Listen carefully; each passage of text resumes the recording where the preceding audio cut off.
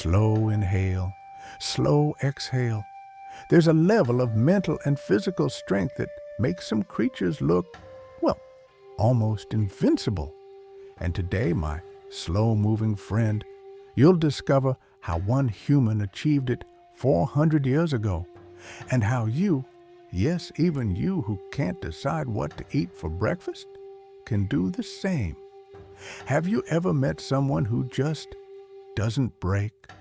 Who faces any situation without hesitation, without backing down, without screaming into a pillow like the rest of us mammals? While everyone else makes excuses, while everyone else collapses at the first tiny obstacle, sometimes even before the obstacle appears, this rare creature persists. And then people say, "Oh, he's lucky. Oh, she's just born like that. Oh, he probably knows the boss." Yes, because it's easier to say that than to admit the truth. Real strength comes with a very high price, a price most people simply don't want to pay. But there was one man during Japan's Tokugawa era who did pay it. A man who won over 60 duels, started fighting at age 13, and never once lost. If you've been hanging on this this channel, long enough, you already know who I'm talking about. And if the title didn't give it away, let me whisper it slowly. Miyamoto Musashi. He wasn't the fastest. He wasn't the strongest. He wasn't secretly drinking pre-workout in the 1600s. No, he simply built something nobody could break. A mind with no hesitation and a body with no limits. Before he died, he wrote everything down in the Book of 5 Rings. Not a philosophy book, not a motivational poster, but a war manual for life. Within those pages lies the exact map for transforming yourself into something that people look at and whisper, "Wait, is that even human?" But there's a catch. Musashi's method isn't about motivation. Motivation is like a sloth on caffeine. Brief, chaotic, and gone in 12 minutes. His method is about elimination, removing everything that weakens you. Oh, and since I'm a slow creature who enjoys interaction, subscribe, like, comment your biggest weakness, the usual rituals. They help this sloth survive in the YouTube jungle. Okay, back to the story. Chapter 1, The Awakening. Our story begins with a human named Lucas. Engineer, 32, married, 2 kids, normal life, normal problems, and one very not normal issue. Lucas was mentally and physically weak. He woke up every day promising himself a workout and bailed on himself every single time. 3 gym memberships, 3 cancellations. Diet every Monday, destroyed by Wednesday. Alarm, 7 snoozes. Minimum, strong intentions, weak execution, like trying to fight a samurai with a rubber spoon. When work got tough, he froze. When his wife needed a real conversation, he avoided. When the kids needed discipline, he outsourced it. Lucas was a passenger in his own life. Autopilot, reacting, never acting, until he had a panic attack in front of his boss. Heart racing, hands sweating, room spinning. Doctor said, stress, anxiety, a mind untrained. Your body is responding to threats that don't exist because your mind can't tell discomfort from danger. Ouch. So Lucas went home and down the rabbit hole of how to build real mental strength. That's when he found Musashi and learned that the Book of 5 Rings wasn't a soft philosophical pillow. It was a blade. Chapter 2, The Principle of Elimination. The first line Lucas read was confusing. Have no preferences. Do not depend on any particular weapon. At first he thought, what does that even mean? How do you master something without preferring it? Then Musashi explained, your strength cannot depend on perfect conditions. If you need equipment to train, you're weak. If you need silence to meditate, you're weak. If you need 8 hours of sleep to focus, you're weak. True strength is the ability to perform anywhere, anytime, under any condition. Musashi trained with wood, metal, 2 swords, 1 sword, no sword. He fought in rain, sun, cold, heat, day, night. Why? Because the enemy doesn't wait until you're ready. Lucas realized he was the opposite. He could only perform when everything was perfect. So he applied Musashi's principle: eliminate dependencies. He started with something simple: 20 push-ups every day, anytime, any place, any condition. Week 1, easy. Week 2, pain. Week 3, travel. Week 4, sick. Historically, this is where Lucas quit.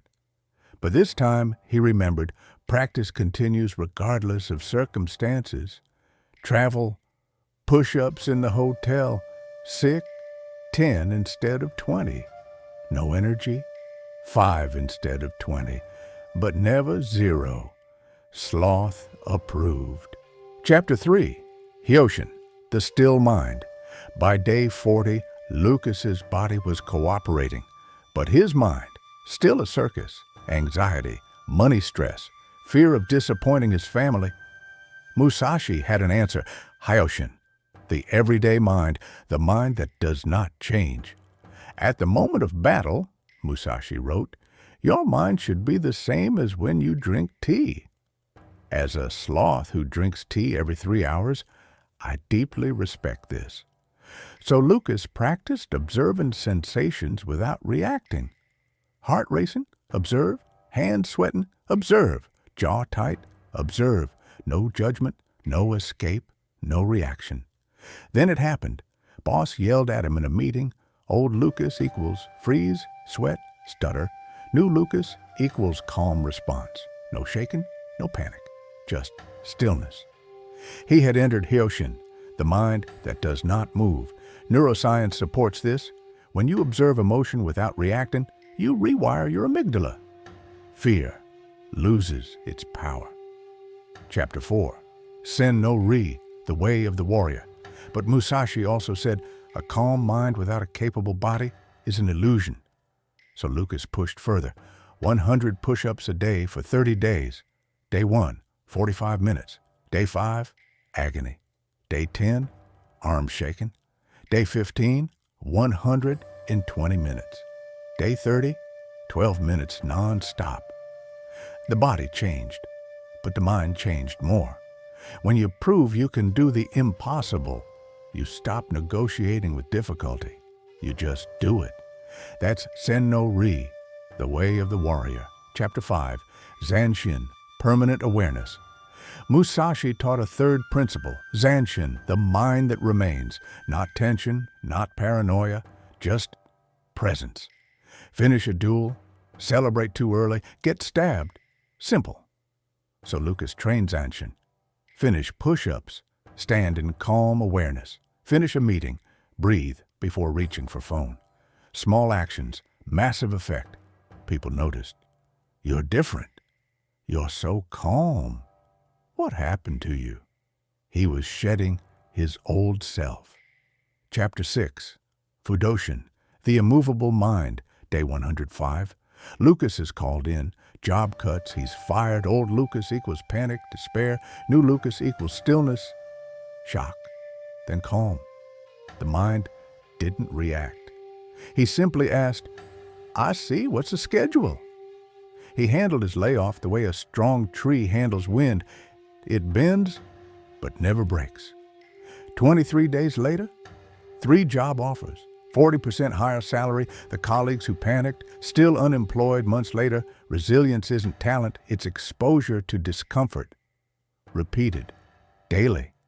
Chapter 7, Hyoho, the strategy of emptiness. Musashi's final principle, do not intend to win, intend not to lose. Trying to win creates openings. Trying not to lose closes them. Lucas applied this at his new job. Show up on time. Do what he said. No drama, No overpromising. 3 months later, promoted. Why? You're not the smartest, but you're the most reliable. Reliability, brilliance. Musashi never lost because he had no weaknesses. So Lucas removed his. Diet, no junk. Training, never skip. Marriage, never break his word. No gaps, no loopholes, no excuses. Chapter 8, Sute Me, abandoning the self. 6 months in, Lucas was strong, calm, stable, but afraid that missing one day would destroy everything. Then he read Musashi's final teaching. I regret nothing, I fear nothing, I desire nothing. True freedom is when you stop identifying with outcomes. Lucas stopped counting days, stopped posting progress, stopped celebrating milestones. Training became identity, not a streak. And suddenly, something strange happened.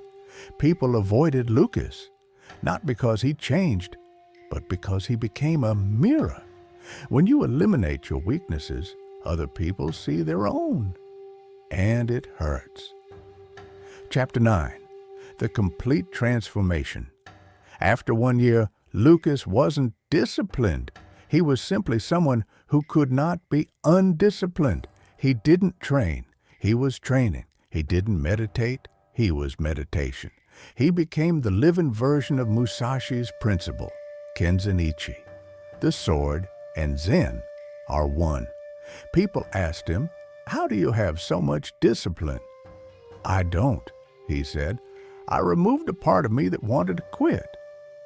Musashi wasn't superhuman. He was simply fully human, fully realized. He died in a cave at 62 with nothing but mastery over himself. His last words, I regret nothing. How many people can say that? The question isn't, how did Musashi do it? The question is, why aren't you doing it? You have the same 24 hours, the same human potential, the same opportunity to eliminate everything that weakens you, but very few will, because comfort is easier than mastery. But you're not like the others. You're still here, still listening to a sloth talk about samurai philosophy. So tell me, what's the first weakness you'll eliminate? If you enjoyed this slow, wise journey, subscribe, like, comment, and I'll see you in the next video. Slow wink.